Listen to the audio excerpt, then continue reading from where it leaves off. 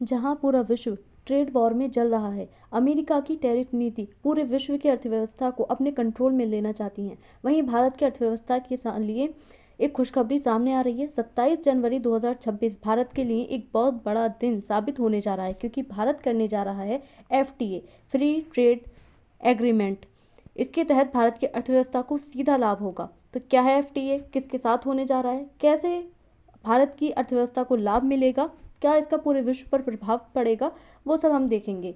तो 27 जनवरी को साइन होगा भारत EU की ट्रेड एग्रीमेंट का, जो कि पिछले काफ़ी लंबे समय से इस पर बात चली आ रही थी। अब जाकर के ये एग्रीमेंट होने जा रहा है। तो 27 जनवरी भारत के लिए काफ़ी अच्छा दिन साबित होगा। यूरोपीय यूनियन के नेताओं के दौरे से हलचल पूरे विश्व में मची हुई है।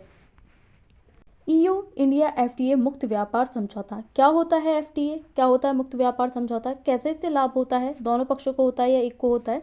वो सब हम इसमें समझेंगे। तो खबर क्या आ रही है, भारत और यूरोपीय संघ जो कि EU है, इसमें काफ़ी देश जो हैं शामिल होते हैं। इनके बीच में एक FTA होने जा रहा है, व्यापार समझौता, जो कि 27 जनवरी 2026 को इस पर हस्ताक्षर होंगे। ये काफ़ी पिछले लंबे समय से चला आ रहा है, जिस पर बातचीत चलती आ रही थी, लेकिन अभी तक ये साइन नहीं हुए थे इस पर। लेकिन अब इस पर साइन होने जा रहे हैं 27 जनवरी को, जिसके बाद में ये लागू हो जाएगा। यह समझौता लगभग 20 वर्षों की बातचीत के बाद होने जा रहा है। तो भारत के लिए काफ़ी बड़ी खुशखबरी है। तो यहाँ पर अलग अलग न्यूज़पेपर में आर्टिकल्स छपे हैं, आप पर देख सकते हैं किस तरह से जो खबरें आ रही हैं। EU इंडिया FTA है क्या? तो FTA एक ऐसा समझौता है जिसमें दो पक्ष आपसी व्यापार शुल्क टैरिफ कम या समाप्त कर देते हैं। यानी कि जहां हम पूरे विश्व में देख रहे हैं कि अमेरिका अलग अलग देशों पर टैरिफ लगा रहा है, कभी रशिया की वजह से तो कभी ईरान की वजह से। ईरान में जो आंदोलन चल रहे हैं उसको लेकर के भी अमेरिका ने 25% टैरिफ लगाने की बात कही। भारत पे पहले से ही अमेरिका के द्वारा 50% टैरिफ लगा हुआ है, जिसके कारण भारत की अर्थव्यवस्था को काफ़ी नुकसान हुआ और अभी 25% टैरिफ और लगाने की धमकी दी गई। ऐसी इसी बीच में जो ये समझौता है, अब ये साइन होने जा रहा है, जिस पर क्या होगा कि जो टैरिफ है इसको ख़त्म कर दिया जाएगा। EU के मध्य जो EU और इंडिया के बीच में ट्रेड होता है, उस पर जो टैरिफ है उसको बिल्कुल समाप्त कर दिया जाएगा या फिर बहुत कम कर दिया जाएगा, जिसके माध्यम से दोनों के मध्य जो व्यापार है उसको बढ़ावा मिलेगा और दोनों की अर्थव्यवस्था को सीधा लाभ देखने को मिलेगा। इससे वस्तुओं और सेवाओं का व्यापार आसान हो जाता है, क्योंकि जब टैरिफ बहुत कम होगा तो दोनों के मध्य जो व्यापार है उसको बढ़ावा मिलेगा। ज़्यादा से ज़्यादा जो चीज़ें हैं उनका आयात निर्यात होगा, जिससे सीधा प्रभाव उनकी अर्थव्यवस्था को देखने को मिलेगा।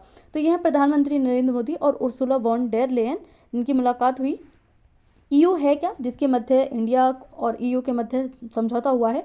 तो EU यूरोपीय यूनियन है, जो यूरोपीय महाद्वीप है उसके सदस्य देश जो हैं, देशों का समूह है। EU यूरोप के 27 देशों का आर्थिक राजनीतिक संगठन है। ये इसमें 27 देश शामिल हैं। इनका उद्देश्य शांति, आर्थिक सहयोग और साझा बाजार है, क्योंकि जो यूरोप है, यूरोप में काफ़ी छोटे छोटे देश हैं, उन सभी ने एक समूह बना, जो है इकट्ठे होकर के एक समूह बना लिया है, ताकि वो एक साथ जो है अर्थव्यवस्था को बढ़ावा दें, स्पेस में अपनी बढ़त बढ़ाएं, सभी जो चीज़ें हैं वो एक साथ लेकर के चलें। इसीलिए जो है EU का निर्माण किया गया। EU में कौन कौन से देश शामिल हैं? तो Germany, France, Italy, Spain, Netherlands, Belgium, Poland, Sweden, Denmark, Finland, Greece, पुर्तगाल, ऑस्ट्रिया, हंगरी, चेक गणराज्य, Slovakia, Slovenia, Ireland, Croatia, Romania, Bulgaria, Latvia, Lithuania, Estonia, Cyprus, Malta आदि जैसे देश इस EU में शामिल हैं, जिससे EU और इंडिया के मध्य जो FTA है इनके मध्य होने जा रहा है। यानी कि EU के साथ जो FTA हो रहा है भारत का, वो इन सभी देशों के साथ में हुआ है, यानी होगा। EU का भारत के लिए महत्व देखें तो EU का भारत के लिए महत्व काफ़ी ज़्यादा रहा है, लेकिन अभी FTA के माध्यम से EU का जो महत्व है वो भारत के लिए और भी ज़्यादा बढ़ जाएगा, क्योंकि EU भारत का सबसे बड़ा व्यापारिक साझेदार रहा है पहले से ही। अभी इससे क्या होगा कि FTA से और भी ज़्यादा बड़ा व्यापारिक साझेदार बन जाएगा, क्योंकि ज़्यादा से ज़्यादा ट्रेड होगा दोनों के मध्य। भारत के निर्यात और आयात दोनों में EU की बड़ी हिस्सेदारी अब तक रही थी, लेकिन FTA के बाद में हिस्सेदारी और भी ज़्यादा यहाँ पर देखने को मिलेगी। इसका मुख्य उद्देश्य क्या है? जो FTA होने जा रहा है, तो इससे व्यापार को बढ़ावा मिलेगा, दोनों ही देशों का आयात निर्यात बढ़ेगा। जितने भी EU के सदस्य देश हैं उनके साथ भारत का जो आयात निर्यात है वो बढ़ेगा। निवेश को प्रोत्साहन मिलेगा, ज़्यादा से ज़्यादा निवेश होगा। जितने भी अलग अलग देश हैं यूरोपीय यूनियन के, वो भारत में आकर के इन्वेस्टमेंट करेंगे, भारत भी अपना इन्वेस्टमेंट करेगा। यूरोपीय संघ में रोजगार सर्जन होगा यहाँ पर दोनों के लिए, EU में भी और भारत में भी। तकनीकी और सेवाओं तक पहुँच यहाँ पर दोनों की ही मदद देखने को मिलेगी। टेक्नोलॉजी में जिस तरह से बढ़त होती जा रही है, अमेरिका और चाइना उनको मात देते हुए यूरोपीय यूनियन और इंडिया दोनों बढ़त बढ़ाएंगे। भारत को संभावित लाभ यहाँ पर देखने को मिलेंगे। भारतीय उत्पादों को यूरोपीय बाजार यहाँ से सीधा लाभ देखने को मिलेगा, क्योंकि जो भारत के उत्पाद हैं वो जाकर के यूरोपीय यूनियन में ज़्यादा से ज़्यादा उनकी डिमांड बढ़ेगी, क्योंकि टैरिफ कम हो जाएगा तो वहाँ पर मंदा सामान बेचा जाएगा, जिससे जो यूरोपीय यूनियन है उसके जो सदस्य देश हैं वहाँ के जो नागरिक हैं वो ज़्यादा से ज़्यादा भारत का सामान खरीद पाएंगे कम मूल्य में, जिससे क्या होगा कि भारत के सामान की अधिकतर बिक्री होगी, वहाँ पर जो है डिमांड बढ़ेगी, जिससे भारत में उत्पादन भी बढ़ेगा, और उत्पादन बढ़ेगा तो यहाँ पर रोजगार भी देखने को मिलेगा, क्योंकि उनका उत्पादन करने के लिए जो युवा हैं उनको रोजगार देखने को मिलेगा। टेक्सटाइल, फार्मा, आईटी सेक्टर जैसे जो सेक्टर्स हैं इनमें यहाँ पर ज़्यादा फायदा देखने को मिलेगा। विदेशी निवेश में वृद्धि बढ़ेगी। जो यूरोपीय यूनियन है उसके जो सदस्य देश हैं वहाँ पर जो कंपनियां हैं वो आकर के भारत में इन्वेस्ट करेंगे, तो इस इन्वेस्टमेंट से भी यहाँ पर जो कंपनियां होंगी उससे भी भारत के जो युवा हैं उनको रोजगार के अवसर मिलेंगे। एमएसएमई को अवसर मिलेगा। जो घरेलू उद्योग होते हैं, छोटे उद्योग होते हैं, उनको बढ़ावा मिलेगा ज़्यादा से ज़्यादा। तो इस तरह से जो भारत है उसको सीधे लाभ मिलेगा, ईयू को भी लाभ मिलेगा। तो दोनों के एफटीए से जो ज़्यादा से ज़्यादा व्यापार है वो हो सकेगा। ईयू को लाभ किस प्रकार से होगा, तो भारतीय बाजार तक आसान पहुंच हो जाएगी। कम सस्ते दामों में जो है भारत की चीज़ों को वो यूरोपीय यूनियन में जाकर के बेच पाएंगे। ऑटोमोबाइल और ग्रीन टेक्नोलॉजी के अवसर यहाँ पर ज़्यादा देखने को मिलेंगे। ईयू को अवसर मिल पाएंगे भारत में। सेवाओं के क्षेत्र में विस्तार होता हुआ यहाँ पर नजर आएगा। जो सेवा सेक्टर होता है, टर्शरी सेक्टर, यहाँ पर उसको ज़्यादा लाभ देखने को मिलेगा। विश्व पर इसके क्या प्रभाव पड़ेंगे, अगर हम पूरे विश्व के स्तर पर इसका प्रभाव देखें तो वैश्विक व्यापार को गति देंगे।